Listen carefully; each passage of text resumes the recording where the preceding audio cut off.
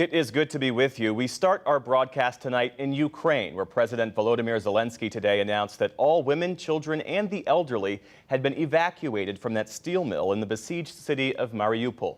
The country is bracing for stepped-up Russian attacks as Russia prepares to celebrate the anniversary of the victory over Nazi Germany more than 70 years ago. Nick Schifrin has our report from Kharkiv.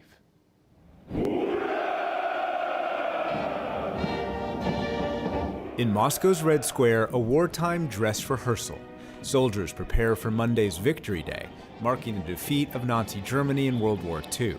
This year, the Kremlin's expected to invoke not only bygone glory, but also claim a victory in the grinding conflict next door in Ukraine. Outside the eastern city of Kharkiv, Russian missiles hit a museum dedicated to an 18th century philosopher and poet. Ukraine accuses Russia of trying to erase its history and even forcibly deport its citizens to Russia.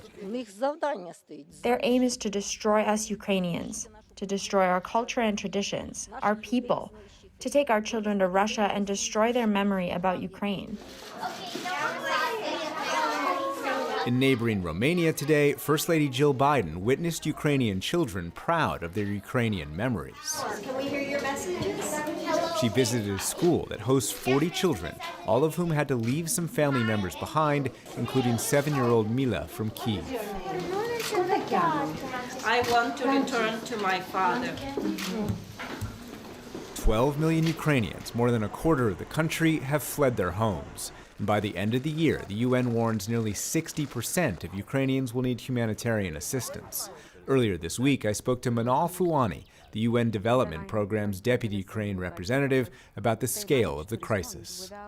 The scale, I think we haven't witnessed anything like this since the Second World War, at least in the fast, rapid movement of displacement and the destruction of the civilian infrastructure, the productive infrastructure, the public services that are disrupted due to shelling and heavy bombardments. So this war has a very high cost, and a high cost not only on infrastructure, but also on human, social, and economic lives. And if this war continues, 9 out of 10 Ukrainians will be falling into poverty, whereas just on 23rd of February 2022, we were talking only about 2.5% poverty rate in Ukraine.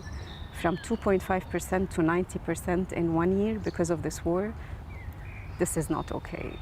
Is it difficult to try and help them while the war continues to rage? We have to help them while the war is happening, but we also need to help them to stop the war. The government is functioning, continues to function amidst the war, amidst the destruction that we're facing and they are facing. And actually they showed a high level of perseverance. So this is not a country that faced this scale of war anytime before. In 2014, the conflict was quite big, but now we're talking about a full-fledged war on the country as a whole. But you will be amazed that this government is moving super fast, is moving fast in their considerations of recovery and reconstruction planning. There are tremendous humanitarian needs. The most actually prominent one is ensuring that there is an immediate mine action or mine clearance. And this is where UNDP has launched a pilot project to ensure that a safe passage and return of the population will happen. But as I said, the government is fast, they're not waiting. Their resilience and capacities are just remarkable. A personal question, you spent more than 5 years working on Syria. I wonder how you think of the scale and the challenges here compared to something even as large as Syria. The human suffering is the same everywhere, and no one ever should go through this, and no one ever should live a day of war. But at the same time, I think we've witnessed in Ukraine the displacement in 2 months of what was witnessed in Syria in 10 years. And this is where it's essential that peace comes as soon as possible, because the human suffering should not continue.